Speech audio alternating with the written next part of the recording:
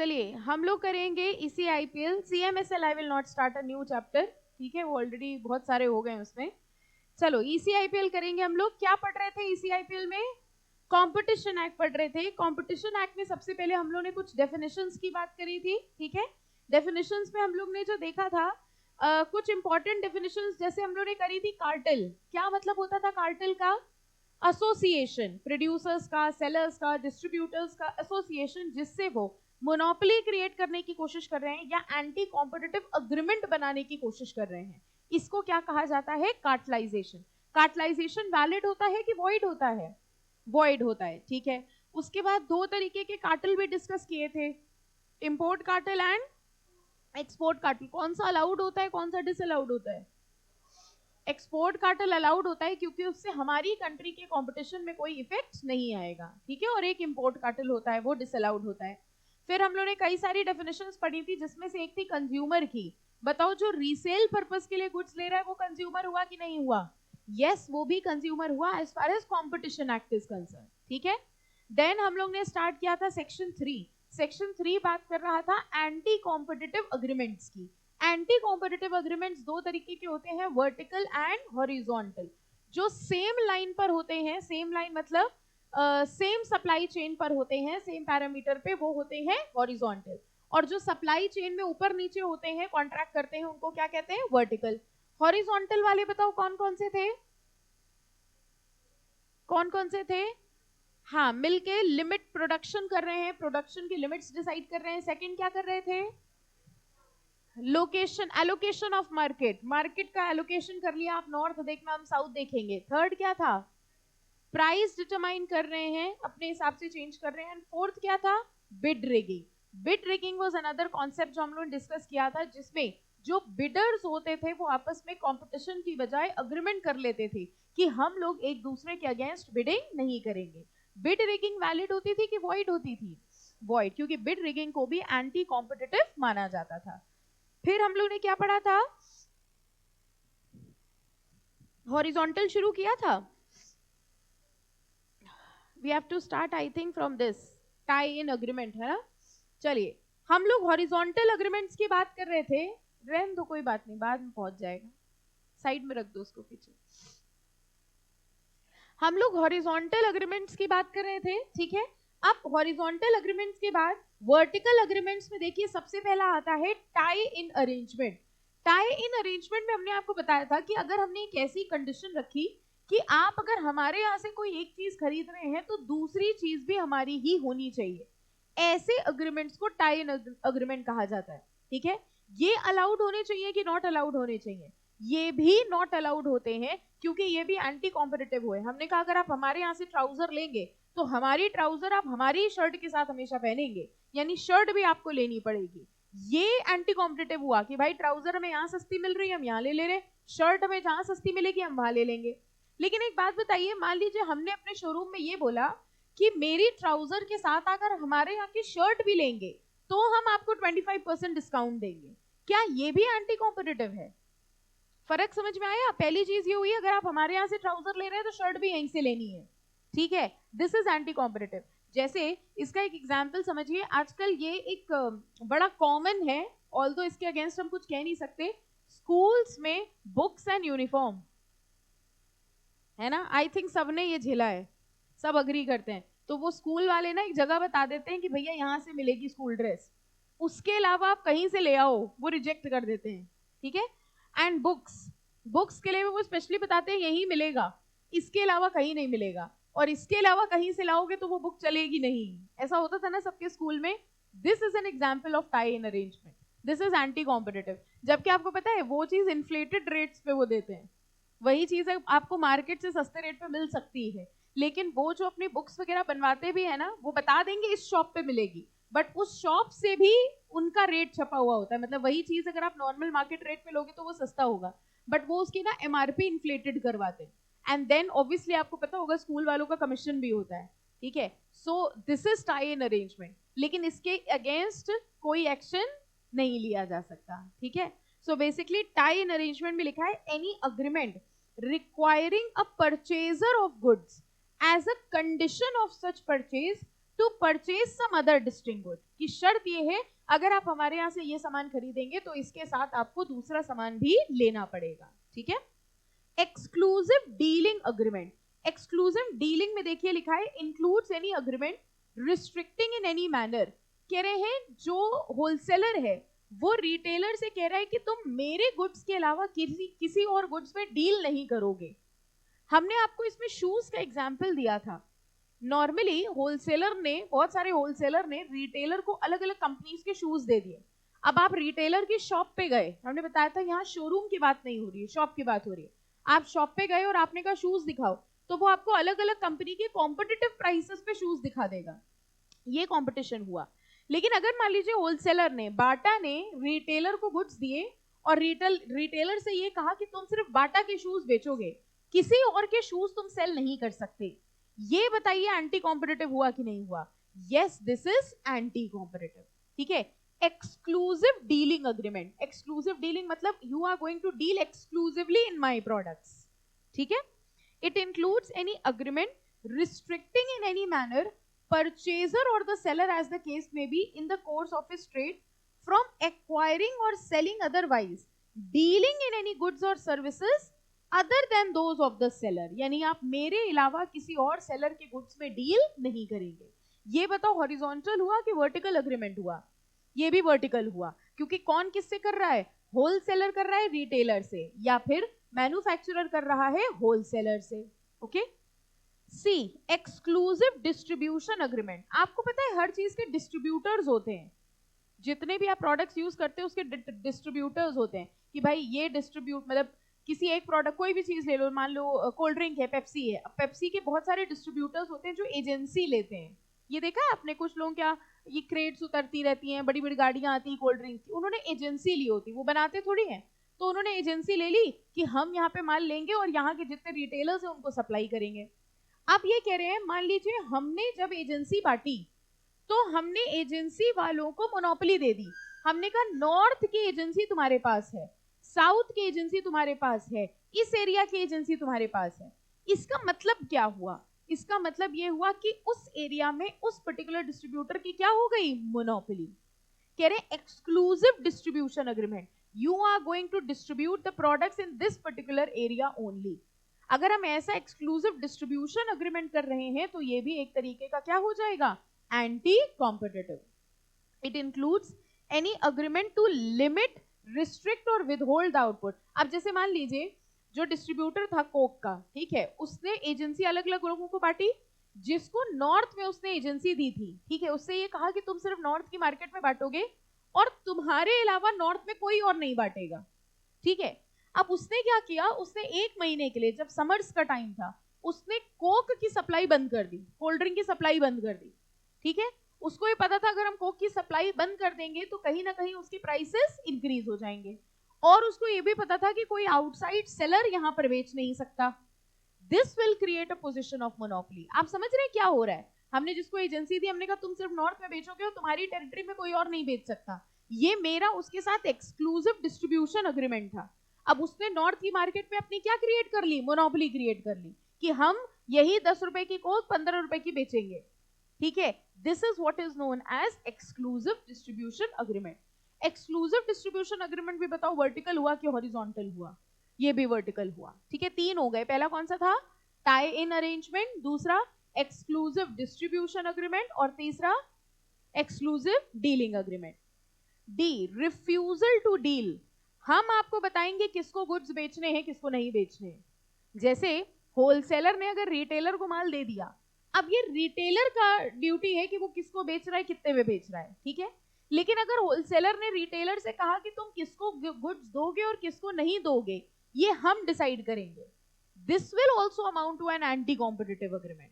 Refusal to deal देखिए, it includes any agreement which restricts or is likely to restrict by any method persons or classes of person to whom goods are sold। बताइए क्या मतलब हुआ? to whom goods are sold। Restriction, हाँ, restriction किस चीज पे लगा रहे हैं? जिसको गुड्स बेचे जा रहे हैं। ये रिटेलर नहीं डिसाइड कर रहा है, ये कौन डिसाइड कर रहा है? होलसेलर। या फिर मैन्युफैक्चरर ने होलसेलर को कहा कि तुम किस रिटेलर को दोगे, किस रिटेलर को नहीं दोगे, ये हम डिसाइड करेंगे। होलसेलर, जरा समझना, होलसेलर उस रिटेलर को देगा जिससे उसको सबसे ज्यादा कमीशन मिले। लेकिन अगर मैन्युफैक्चरर ने कह दिया हम तुमको बताएंगे तुम्हें किस रिटेलर को देना है, this is what is known as refusal to deal. तुम किससे डील करोगे, किससे डील नहीं करोगे, ये मैन्युफैक्चरर डिसाइड कर रहा है। ऐसे अग्रीमेंट को भी क्या कहा जाता है, एंटी कॉम्पिटिटिव। चारों में डिफरेंस समझ में आया? टाई इन अरेंजमेंट में क्या हो रहा था, एक की चीज के साथ कोई दूसरी चीज लेनी पड़ेगी। एक्सक्लूसिव डीलिंग में क्या था, आप सिर्फ मेरे गुड्स में डील करेंगे, किसी और में डील नहीं करेंगे। एक्सक्लूसिव डिस्ट्रीब्यूशन में क्या था, मार्केट एलोकेट कर लिया कि तुम सिर्फ इस मार्केट में डिस्ट्रीब्यूट करोगे, वो सिर्फ इस मार्केट में डिस्ट्रीब्यूट करेंगे। और रिफ्यूजल टू डील में क्या था कि आप किसको बेचेंगे ये हम डिसाइड करेंगे। अब अगला वाला अपने आप सोच के बताओ, रीसेल प्राइस मेंटेनेंस मतलब, रीसेल प्राइस मेंटेनेंस का मतलब क्या हुआ, आप कितने पे बेचोगे ये भी हम डिसाइड करेंगे। जैसे मैन्युफैक्चरर ने गुड्स रिटेलर को दे दिए, अब ये रिटेलर का पॉइंट ऑफ व्यू है कि वो कितने पे देता है। आपने गौर किया है कई बार कुछ शॉप्स होती हैं वो एमआरपी से कम रेट पे देते हैं आपको, आप वहां जाके लेते हैं। जैसे मान लो आपको कोलगेट लेना है, कोलगेट में प्रिंटेड प्राइस 60 है लेकिन वो कहता है 58 में देंगे। कुछ ऐसी शॉप्स होती है जो बहुत ज्यादा डिस्काउंट में देते हैं, ठीक है। अब वो उनके रीजंस हैं, मे बी वो बल्क में डील करते हैं।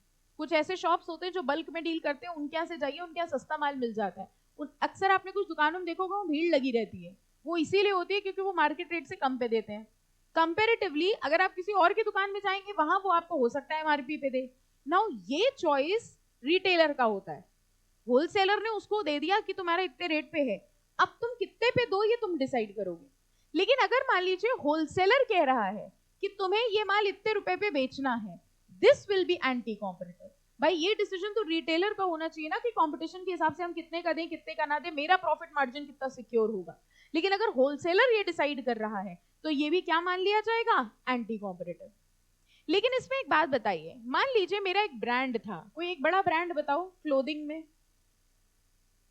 ईसीआईपीएल का डाउट नहीं पूछ रहे हैं, हाँ यूएस पोलो, अच्छा और बताओ कोई, एलपी ले रहे, ठीक है, और बताओ, पीटर इंग्लैंड ले ले, तो कहने लेना आपको अपने ही मन का था, चलो कोई भी उठा लो। मान लीजिए एलपी ले लिया हमने, ठीक है। अब हम हैं एलपी के मैन्युफैक्चरर, ठीक है, हमने आपको एलपी की शर्ट्स दे दी सेल करने, रिटेलर।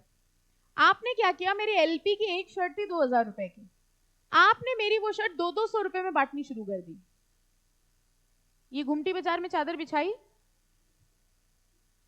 200 एलपी कमाल 200, देखा ऐसी दुकानें आपने, ठीक है।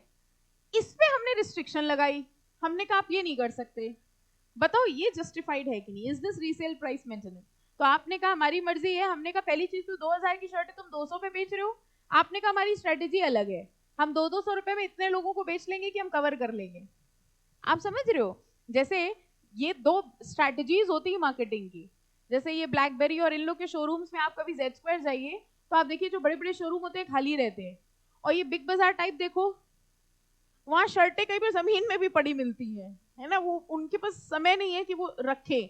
अब तो खैर ये जूडियो वूडियो का जमाना चल गया है, ठीक है। आप जाइए तो देखिए जितना ज्यादा बिखरा मॉल है, इससे पता चल रहा है सेल उतनी है। और आप इनके शोरूम्स में जाइए, इतना सजा के तो कंपनी ने भी नहीं दिया होगा जितना सजा के रखते हैं, ठीक है। डिफरेंस क्या है, आप दोनों की स्ट्रेटेजी समझिए। जब हम लोग बड़े शोरूम्स में जाते हैं तो ये ब्लैकबेरी हो गया और ये बड़े बड़े कोई खाली रहते हैं, 2-3 बंदे होते हैं वहां, वो उन्हीं के होते हैं, है ना। और वहां आप जाते भी हैं, ऐसी बात नहीं है, घूम के आ जाते हैं, हाँ घूम के आ जाते हैं, अच्छा ठीक है सही चल रहा है। फिर वो आपसे पूछता है लेना है, नहीं बस देखने आए थे, अच्छा हाँ हाँ करेक्ट करेक्ट करेक्ट, वो शक्ल से समझ जाते हैं। अब वो हाँ बिल्कुल सही बात है, अब वो इतने ट्रेंड हो गए वो शक्ल से समझ जाते हैं कि लेने वाला बंदा है कि नहीं। फिर भी फॉर्मेलिटी के लिए कई बार वो पूछ लेते हैं, हाँ कुछ दिखा दे, तो नहीं हम देख लेंगे, देखना ही तो है, मैं कौन सा लेना है, नहीं हम कर लेंगे, ठीक है।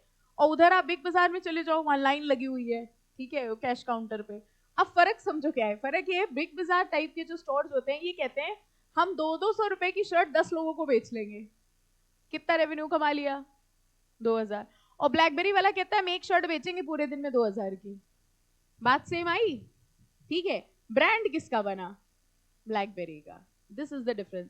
ब्लैकबेरी वाला जो है, नाइकी वाला, ये लोग जो है ये कहते हैं कि हम एक बंदे को बेचेंगे बस, लेकिन वो एक बंदा ऐसा होगा जो स्टैंडर्ड का होगा, इससे ब्रांड बनता है। आप समझ रहे हो, दिस द ब्रांड। आज इन ब्रांड्स की सिचुएशन समझो ये है कि कोई नॉर्मल बंदा, एक बंदा साइकिल में जा रहा है, ठीक है, दूध बेचने जा रहा है, वो प्यूमा पहने हैं, आप बताओ उसको देख के क्या सोचोगे? नकली प्यूमा है। ठीक है, एक बंदा ठेला लगाए है, एलपी की शर्ट पहने है, ठीक है, आप उसको देख के क्या सोचोगे? नकली है। 200% सोचोगे, जबकि हो सकता है बेचारे ने मेहनत करके जोड़ के ली होगी। This is the value of brand, कि हमें पता है कि ये ब्रांडेड चीज तो कोई ब्रांडेड इंसान ही पहनेगा, और अगर कोई नॉर्मल पहने इसका मतलब, वैसे तो प्यूमा एलपी इन सब के बड़े लोकल चल रहे हैं, है ना, बड़ा बहुत बहुत आराम से लोकल चलते, ठेले पे भी बिकते हैं। तो ये ब्रांड, ये उन ब्रांड्स को पता नहीं है कि इंडिया में ये भी चल रहा है। हाँ, रियलिटी उनको क्या पता, यहाँ ई रिक्शा में टंगे रहते हैं हैंगर में। हाँ, हमने देखे कई ऐसे ई रिक्शा होते, उसमें हैंग, खुला ई रिक्शा होता है, उसमें हैंगर में प्यूमा टंगे, एलपी टंगे, एडिडास टंगे, सब टंगे, ऐसे हैंग खुले टंगे हैं, देखा है ना? हाँ वही तो हाँ, अब एरिया नहीं याद है, बट आई हैव सीन कैसे ब्रांड्स, सम ब्रांडेड ई रिक्शा, आप समझ रहे हो? तो this is the brand reputation. अब हम आपसे पूछ रहे थे कि मान लो उसने क्या किया, आपको 2000 का दिया, रिटेलर ने चादर बिछा ली और उसने कहा 200 रुपए, 200 रुपए, ठीक है, इस पे उसने रिस्ट्रिक्शन लगाई कि भाई तुम ये नहीं कर सकते। बताओ ये रिस्ट्रिक्शन जस्टिफाइड है कि नहीं? जब ब्रांड ओनर ने कहा कि तुम ये नहीं कर सकते, तो उसने कहा कि this is anti competitive, you are doing resale price maintenance, you are not going to tell me कि हम कितने का बेचे। अब बताओ रिस्ट्रिक्शन वो लगा सकता है पीटर इंग्लैंड की नहीं लगा सकता, या एलपी? क्यों लगा सकता है? क्योंकि ये उनके ब्रांड का नुकसान हो रहा है। समझ में आया? Brand name, trade name, because this will be infringement of trademark. आप समझे? ये एक तरह से उनके ट्रेडमार्क को रिस्ट्रिक्ट कर रहा है कि अगर हम आपको अपना ट्रेड नेम यूज करने के लिए दे रहे हैं, तो आप उसको हमारे रिस्ट्रिक्शंस के हिसाब से यूज करेंगे। तो ये चीज अलाउड है, लेकिन हर चीज में हम नहीं कर सकते। अब ऐसे प्रोडक्ट जिसमें कोई ऐसी चीज नहीं है, ब्रांड रेपुटेशन की बात नहीं है, वहां पर आप ऐसी रिस्ट्रिक्शन नहीं लगा सकते। जैसे इसमें एक बड़ा फेमस केस था, इसमें दिया नहीं है, पहले दिया हुआ था। मारुति कंपनी क्या करती है, जैसे जितने भी आप शोरूम्स देखते हो ना, मारुति की एजेंसीज होती हैं ये, है ना, केटीएल है, और ये जितने भी शोरूम्स है मारुति के, मारुति एक बड़ी कंपनी हो गई। अब इन्होंने ही शोरूम वालों को एजेंसी बांट दी। अब ये शोरूम वाले क्या करते हैं, इनका आपस में होता है कॉम्पिटिशन। मान लो 3-4 शोरूम है मारुति के कानपुर में, ठीक है, तो इनका आपस में कंपटीशन होता है। ये लोग कहते हैं हमसे गाड़ी ले लो, हमसे गाड़ी ले लो, हमसे गाड़ी ले लो। जो कार परचेज करने जाता है, कभी ऐसा एक्सपीरियंस हुआ है आपको? मतलब घर वालों ने खरीदी हो तो आपको लेके गए हैं? व्हाट हैपेंस इज, ऐसा नहीं होता है कि आप एक शोरूम में गए, आपने प्राइस दी और खरीद लिए। अगर आप तीनों में जाओगे तो आपको तीनों में डिफरेंट प्राइसेस मिलेंगे, कॉम्पिटिटिव प्राइसेस मिलेंगे, क्योंकि वो लोग अपनी सेल ऑब्वियसली दिखाना चाहते हैं। तो वो लोग कहते हैं अच्छा उसने इतने का दिया है तो हम आपके लिए डिस्काउंट पे और इतना कर दे रहे हैं। तो ये उनके बीच का कंपटीशन होता है ना। मारुति कंपनी को ये इंफॉर्मेशन मिली कि इनके ये जो डीलर्स थे, ये डीलर्स बहुत ज्यादा डिस्काउंट दे रहे थे। बहुत ज्यादा डिस्काउंट की वजह से मारुति कंपनी को दिक्कत होने लग गई कि भाई इतने की कार तो हम तुम्हें सप्लाई नहीं कर रहे हैं। ये लोग क्या करते हैं, जैसे एम्प्लॉय डिस्काउंट है या कुछ ऐसा डिस्काउंट जो इनकी कंपनी को मिल रहा है, वो सब जोड़ जाड़ के किसी तरह अपनी सेल दिखाने की, वो कहते हैं ना, टारगेट पूरा करने की कोशिश करते हैं, ठीक है। तो मारुति कंपनी को ये इन्फॉर्मेशन मिली, तो मारुति कंपनी ने एक वो चलाया फेक विजिट्स का। मारुति कंपनी जो थी वो अपने डीलर्स क्या फेक कस्टमर बन के जाने लगी। तो ये डीलर्स के पास जाते थे फेक कस्टमर बन के, ये रियलिटी केस बता रहे, और फिर ये कहते थे हमें गाड़ी खरीदनी है, दिखाओ। समझ रहे हो कौन बोल रहा है? मारुति कंपनी बोल रही है डीलर से, हमें दिखाओ। फिर वो बोलता है और कितना डिस्काउंट दे सकते हो, अब वो डिस्काउंट बता रहा है। फिर मारुति कंपनी वाला बंदा कह रहा है और बताओ कितना डिस्काउंट दे सकते हो। जब इतना डिस्काउंट के फिगर पे आ गया तो वो एकदम से बोलने लगा कि इतना डिस्काउंट तुमने कैसे दे दिया, इतने पे तो हमने तुम्हें नहीं दिया है। This was fake visit. तो ये जितने डीलर्स थे ना, डीलर ने केस कर दिया मारुति पे कि आप हमारे ऊपर ऐसा नहीं कर सकते। Once you have sold me the car, ठीक है, अब वो हमारे ऊपर है हम उसको किस प्राइस पे बेचे। और पता है केस कौन जीत गया था? डीलर्स, कि मारुति ऐसी फेक विजिट नहीं करा सकती। That is because of resale price maintenance. ये रियलिटी में ऐसा हुआ कि भाई हम ऐसा तो नहीं कर रहे मारुति की कार 10 लाख की हम 1 लाख में दिए दे रहे, बट हाँ जितना मैक्सिमम पॉसिबल डिस्काउंट है वो डीलर्स कंपटीशन के चक्कर में ऑफर कर सकते हैं। क्योंकि सोचो अगर ये नहीं होगा तो कंपटीशन हैम्पर हुआ, कंपटीशन हैम्पर हुआ तो नुकसान किसका हुआ?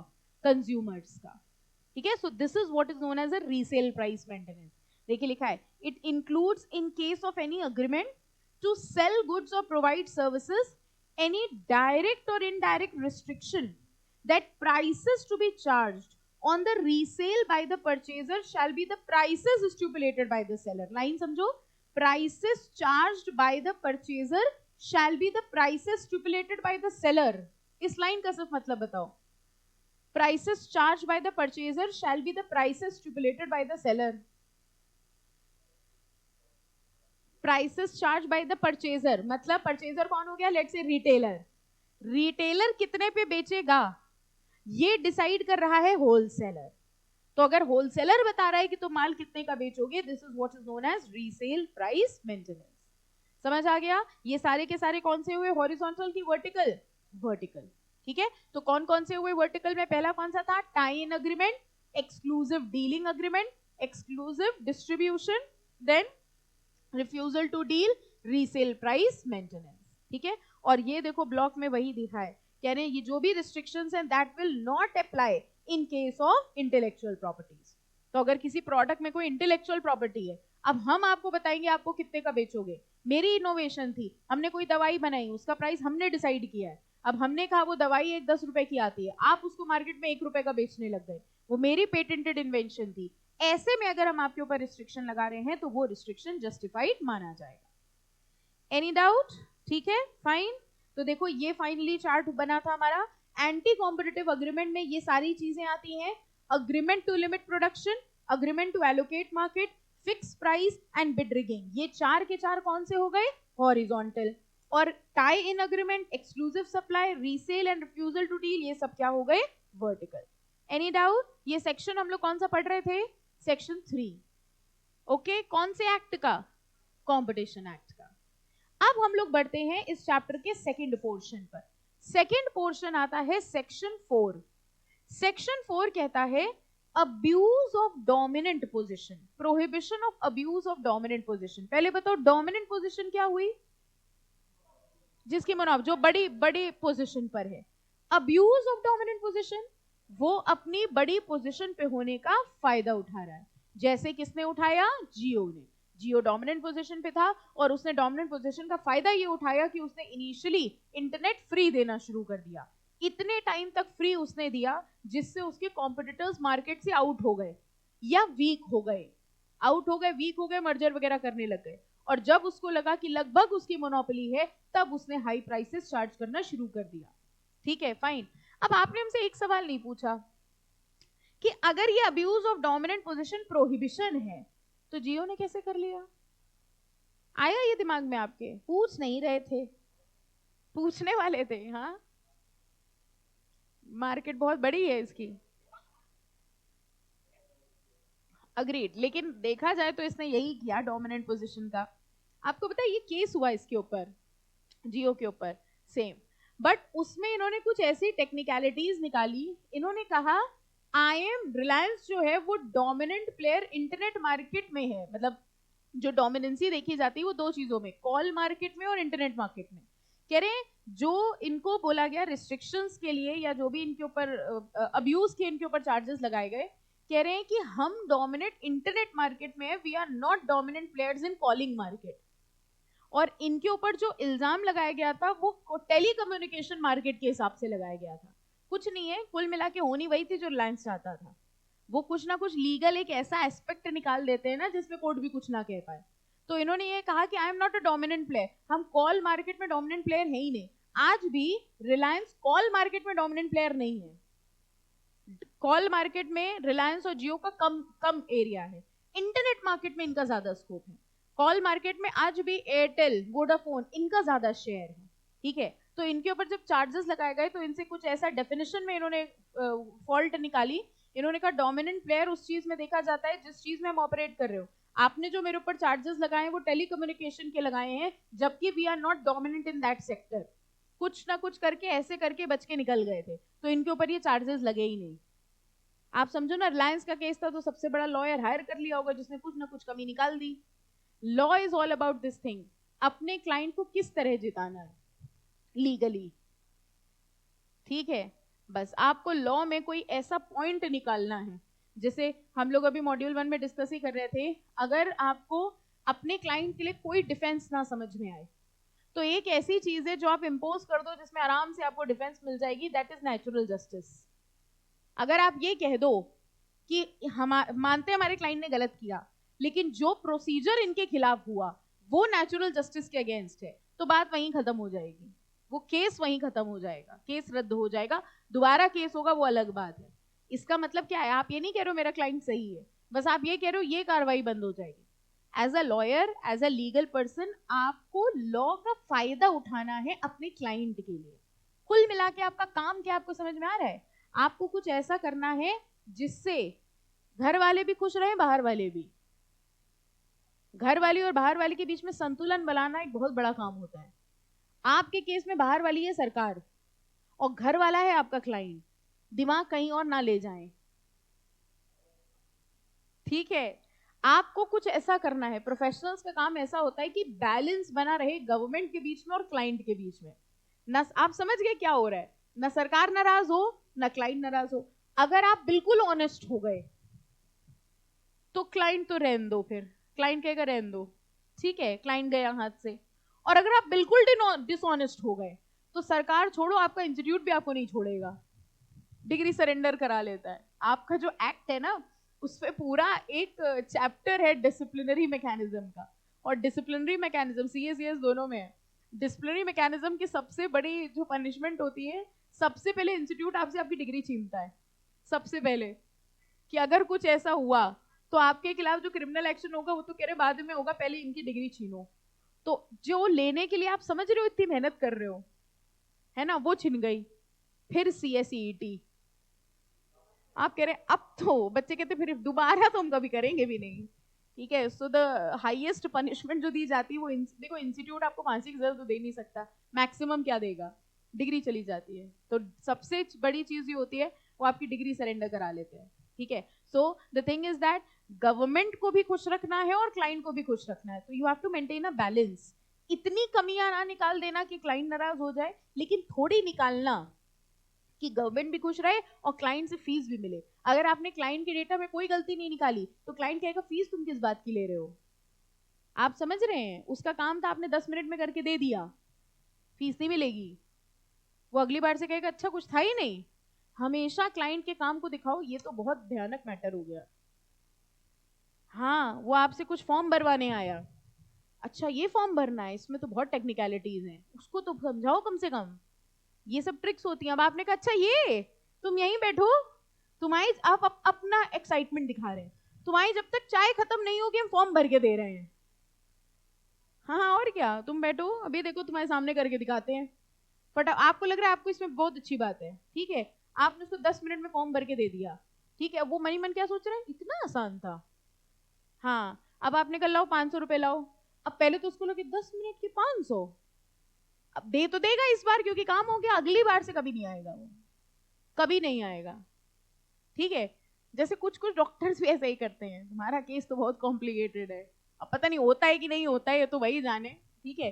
इसी तरह कोई क्लाइंट है उसको पहले माहौल बनाओ थोड़ा, अच्छा सारे डॉक्यूमेंट्स लाए हो, देख लो क्या नहीं लाया है, पहले फटाफट देख लो। आधार लाए हो, अरे वही तो सबसे जरूरी था, 4-5 बार थोड़ा दौड़ाओ, उसको लगेगा मेरा काम चल रहा है, ठीक है, रखा है कुछ नहीं हो रहा है उसका, करना तुम्हें 10 ही मिनट में था, लेकिन काम चल रहा है, थोड़ा उसमें टेक्निकल इशू आ गया है, वो हम थोड़ा उसमें माहौल बन रहा है। अब तुम 500 मांगोगे ना तो उसके दिमाग में पता है क्या आएगा, बड़ी मेहनत करी है इन्होंने, 1 हफ्ते से लगे हुए हैं हमारे काम में, सिर्फ 500 लिया, हम अपना काम तो इन्हीं से कराते हैं। आपको ये तो नहीं लग रहा कितनी चालाक है? कह रहे हाँ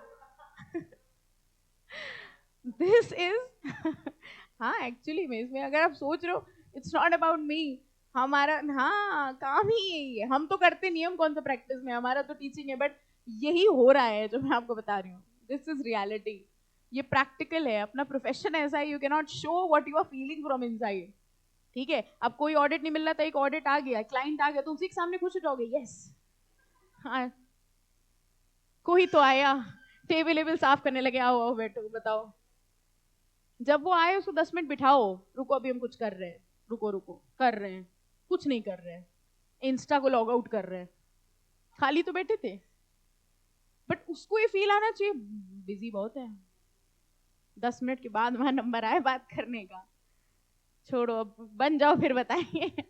अब आपको हमारे ऊपर डाउट होने लग गया है ना। एनीवेज हम बता क्या रहे थे, भूल जाते हैं। हाँ, डोमिनेंट पोजीशन, जियो की बात हम आपको बता रहे थे। सो डोमिनेंट पोजीशन का बेसिक मतलब यही हुआ कि अगर हम डोमिनेंसी में हैं तो बहुत ज्यादा चांसेस होते हैं कि हम इस डोमिनेंट पोजीशन का अब्यूज करेंगे। लेकिन अगर कोई प्लेयर अपनी डोमिनेंट पोजीशन का अब्यूज कर रहा है तो वो कंपटीशन एक्ट के हिसाब से प्रोहिबिटेड है। अब ये डोमिनेंट पोजीशन रेलेवेंट मार्केट में देखी जाती है। जैसे अगर हम आपसे कहें, आपने कहा जियो डोमिनेंट प्लेयर है, किस में? टूथपेस्ट इंडस्ट्री में, फिर चिप्स में, मूवीज में, आपने कहा इंटरनेट में, ये उसकी रेलेवेंट मार्केट है। डोमिनेंसी हमेशा रेलेवेंट मार्केट में होगी ना। हमने आपसे कहा कोक सबसे बड़ा प्लेयर है, किस चीज में? शूज में। आप समझे? Dominancy does not means India में डोमिनेंट, डोमिनेंसी मीन्स उसकी रेलेवेंट मार्केट में डोमिनेंसी।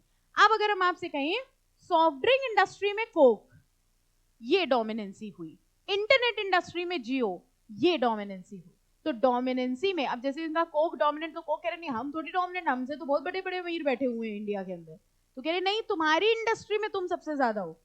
अब जैसे हम सिंपल सी बात करें स्टेशनरी आइटम से, बताओ क्लासमेट, आई थिंक अब तो वो भी बनाने लग गया है ना, वो कुछ पेंसिल वेंसिल भी कुछ आने लग, रजिस्टर तो आते ही थे पहले, कोई एक और चीज आने लग गई क्लासमेट्स की। आई वाज थिंकिंग, अभी मैंने देखा था एडवर्टाइजमेंट में, पहले ये सिर्फ रजिस्टर बनाते थे, अब ये और स्टेशनरी आइटम्स बनाने लग गए हैं। ये धीरे अब वो बनाने लग गए हैं। अब बच्चे की फोटो बनी होगी उसके रजिस्टर में, पता है आपको ये चीज? क्लासमेट का, हाँ हाँ ये फीचर है, हमने खुद ही ऐड में देखा कि अब बच्चा अपनी फोटो अपने रजिस्टर बनवा ले। मतलब अगर वो अपना रजिस्टर अपनी क्लास टीचर से छुपाना चाह रहा हो, वो फोटोज बेचा, वो क्या बोलते हैं उसको, पर्सनलाइज्ड रजिस्टर्स कुछ बोलते हो ना तुम लोग, पर्सनलाइज फोटो वो कप अप बनवा लेते हो जो, वे हाँ हाँ हाँ, वो रजिस्टर में ना फोटो बन जाती है, ये भी उनका स्पेशलाइज फीचर है। Now classmate is dominant in which market? In stationery market. तो डोमिनेंसी को जो देखा जाता है वो देखा जाता है किस चीज में? उसकी रेलेवेंट मार्केट में। रेलेवेंट मार्केट दो तरीके की होती है, relevant product market and relevant geographical market. Product market जैसे हमने आपको बताया सॉफ्ट ड्रिंक इंडस्ट्री में कोक। जोग्राफिकल मार्केट को बताओ क्या हुआ? नॉर्थ में कौन डोमिनेंट है, साउथ में कौन डोमिनेंट है। Dominancy does not mean India में, इंडिया में कोई डोमिनेंस नहीं देखा जाएगा, एक पर्टिकुलर रीजन में।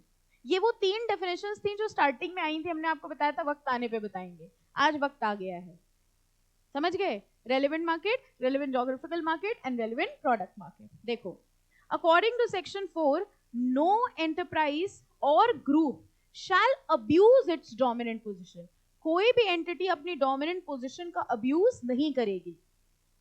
Section 4 states that there shall be an abuse of dominant position if, कब माना जाएगा कि अब्यूज है? इफ डायरेक्टली और इनडायरेक्टली इंपोजेस अनफेयर और डिस्क्रिमिनेटरी कंडीशंस इन परचेजेस। कह रहे हैं अगर मान लो कोई एंटिटी अनफेयर प्राइसेस चार्ज कर रही है, किसी से कुछ चार्ज कर रही है, किसी से कुछ चार्ज कर रही है, ये सिर्फ कौन कर सकता है? जो डोमिनेंट प्लेयर है। ठीक है? और दूसरा कह रहे हैं अगर कोई एंटिटी, अगला वर्ड इंपॉर्टेंट मार्क करो, प्रीडेटरी प्राइसिंग कर रही है।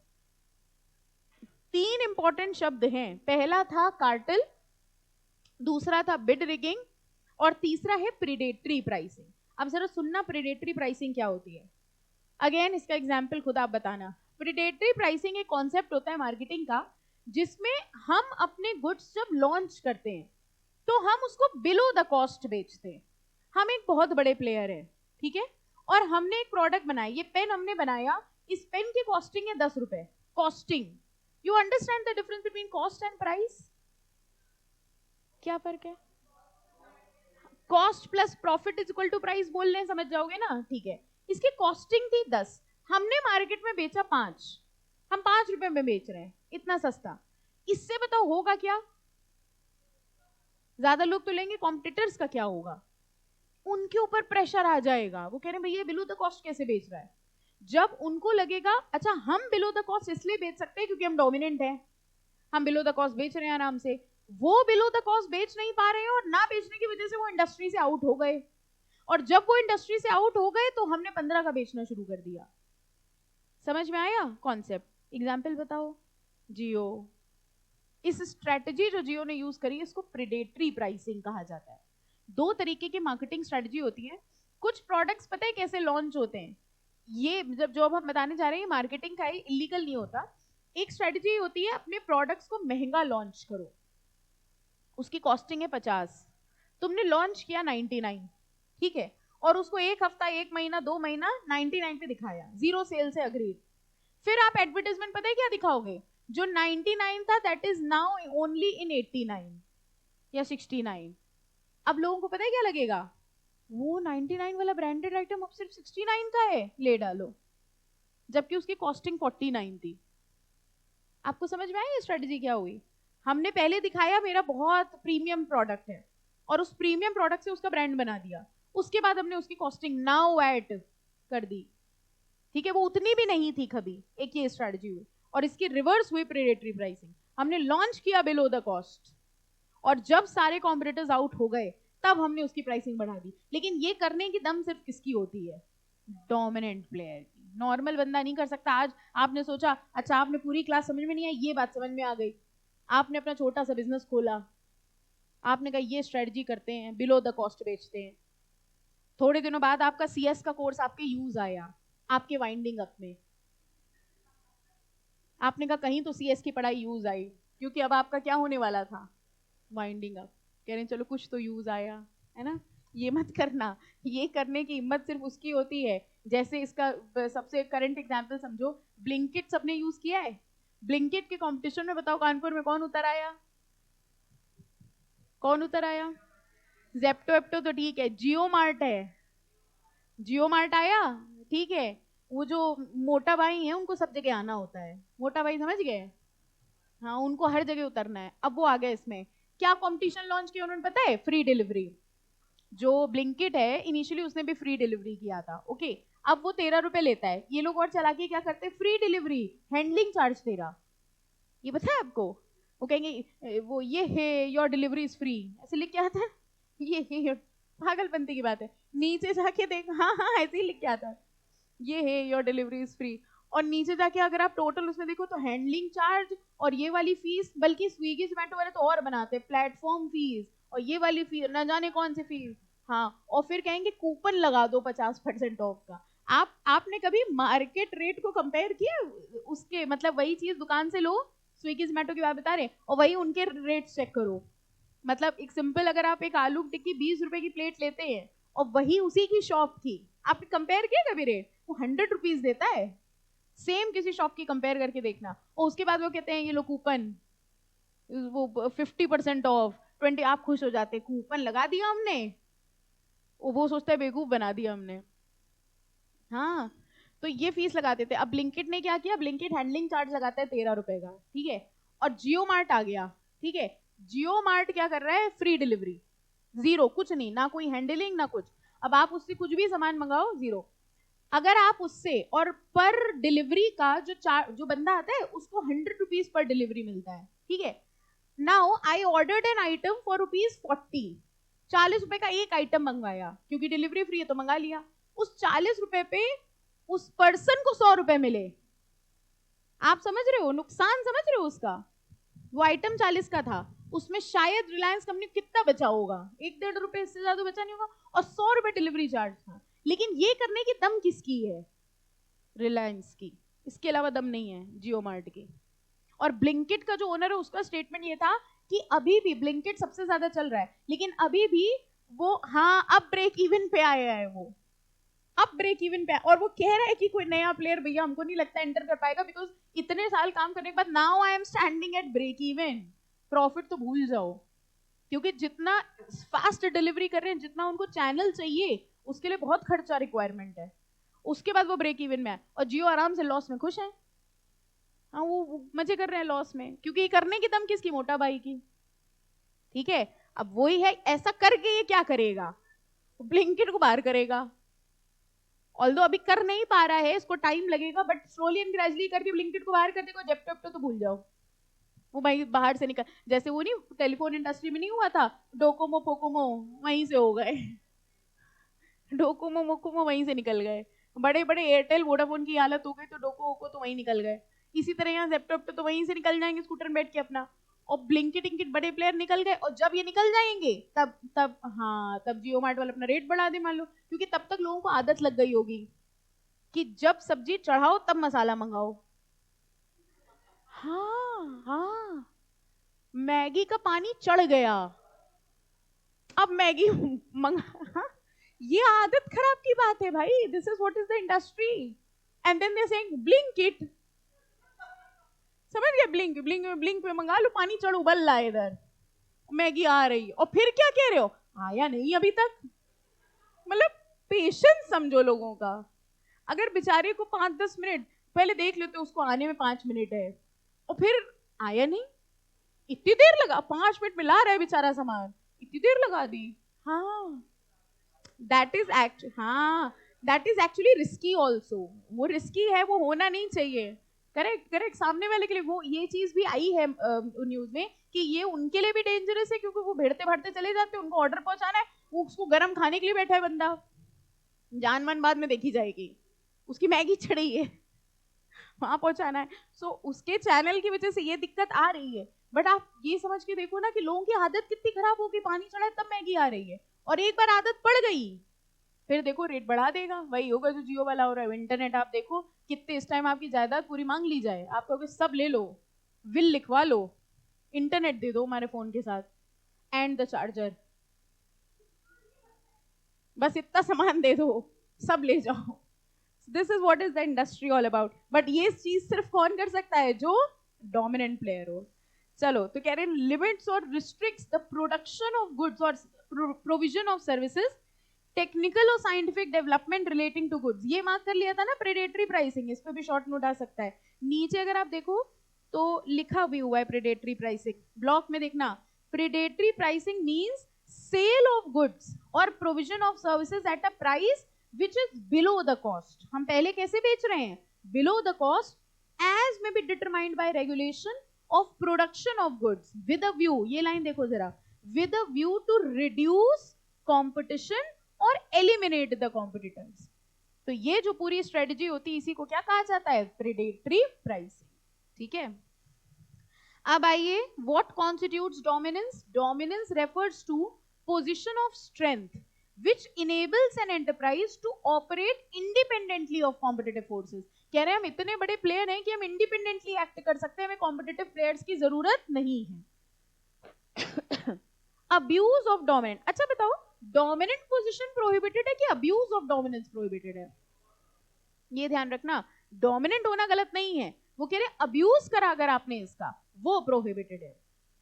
Abuse of dominant position impedes fair competition between firms, exploit consumers and makes it difficult for the other players to compete with the dominant undertaking।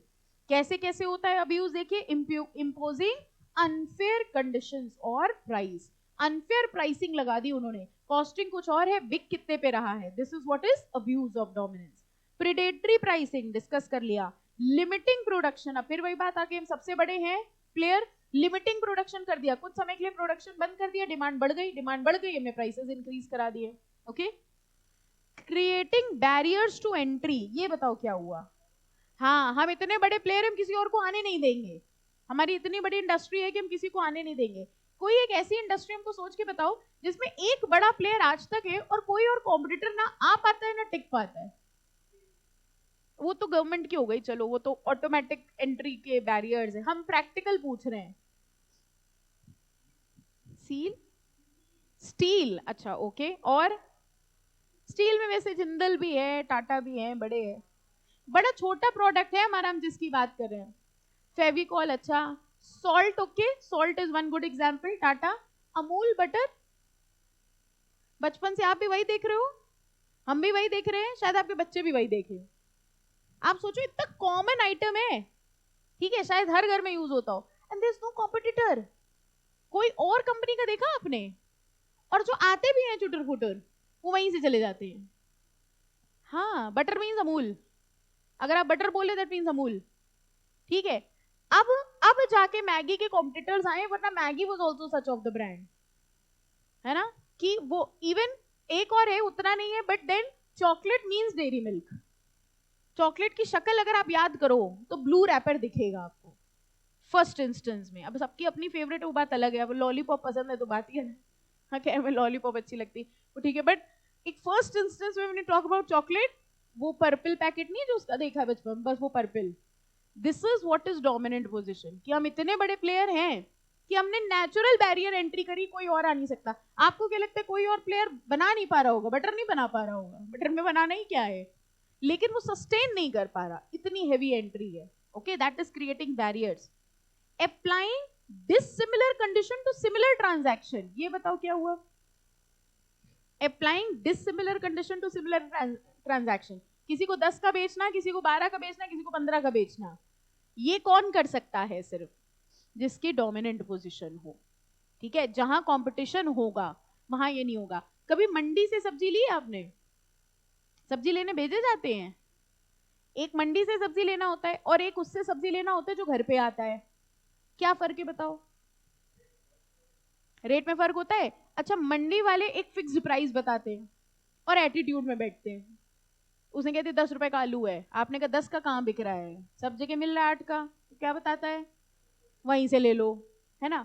और जो घर पे बेचने आ रहा है उससे, हाँ वो पहले बताएगा 20, फिर अरे 15 चल रहा है, अच्छा ले लो आप भी, ऐसी क्या बात है, अब रोज वाले हो तो दे दे रहे। यही होता है। डिफरेंस समझ में आया क्या हुआ? डिसिमिलर, वहां पर कंपटीशन कितना है, उसको पता है हम 10 का बेच रहे हैं, पूरी मार्केट में 10 ही रेट है, तो वो आराम से बता रहा है 10 है, जहां चाहे से वहां से ले लो, कंपटीशन। लेकिन जो घर पे बेचने आ रहा है उसको पता है तुम ऊपर चढ़े बैठे, उतरोगी तुम हो नहीं, मंडी तक तुम जाने वाले हो नहीं, तभी तुम हमसे रेट पूछ रहे हो।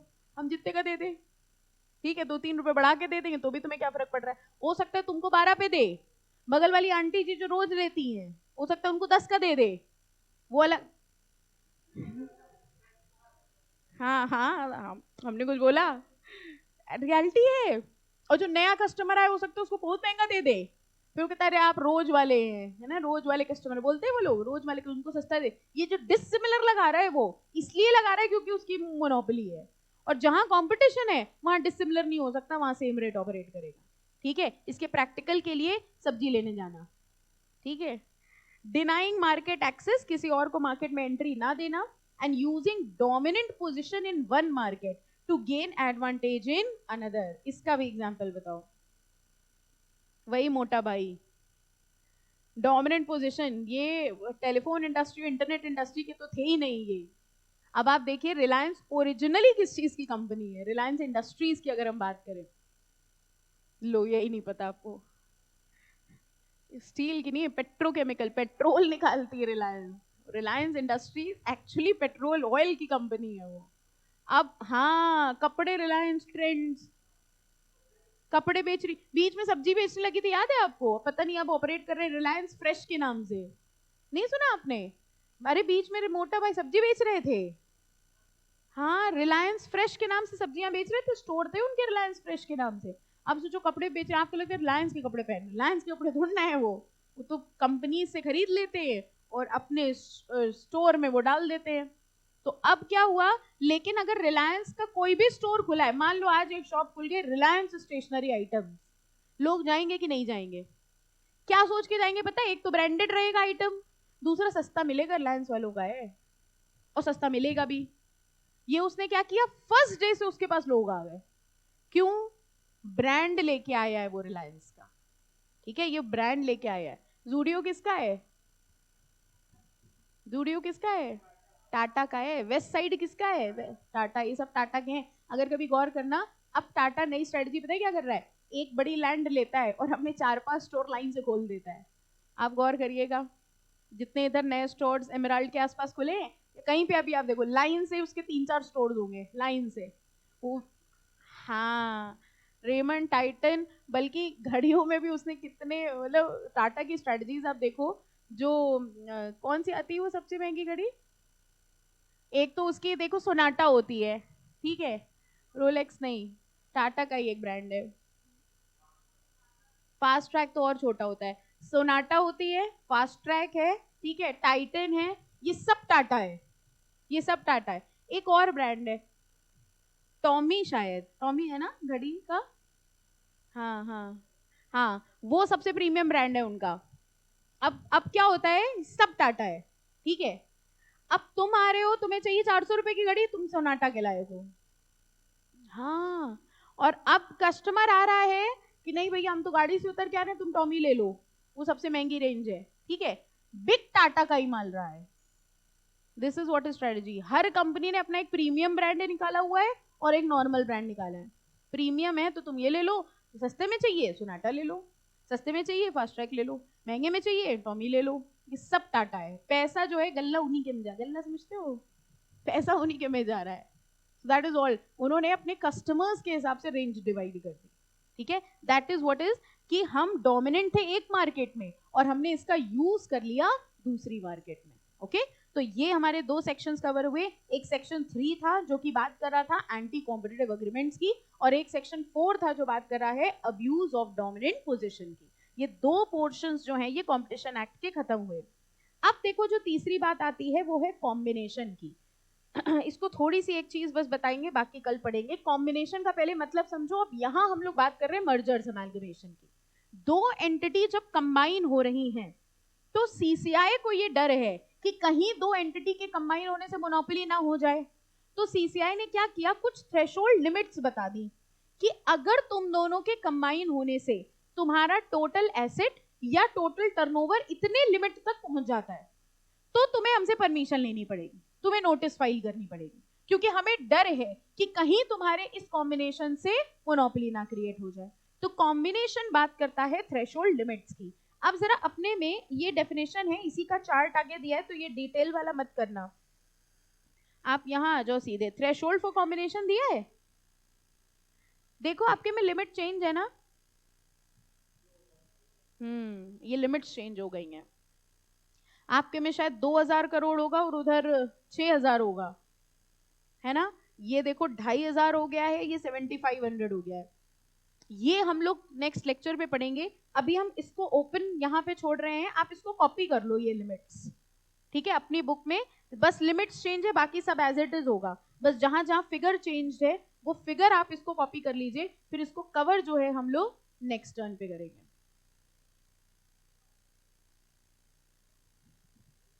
ऑनलाइन में एक बच्चा बीच में कुछ बोल रहा था, हर एग्जाम्पल उसने दिया हम समझ नहीं पाए। अब हम इकट्ठा सारे एग्जाम्पल पढ़ रहे हैं, ज्योमेट्री बॉक्स, बोट, वॉच और नॉइज, ये कुछ चीजों के एग्जाम्पल हैं जो कलेक्ट हुए। आई कैन अंडरस्टैंड सारे एग्जाम्पल बेटा सही होंगे, हमने ध्यान नहीं दिया, तो ये एक बार नोट कर लेना, then we'll continue in the next lecture, ठीक है। और अभी आपकी मिनी सीरीज चल रही है इसलिए ठीक है, बट मिनी सीरीज के बाद आपको कंपटीशन एक्ट के नोट्स बनाने हैं, ठीक है, जो अगला होमवर्क चेक होगा। चलिए।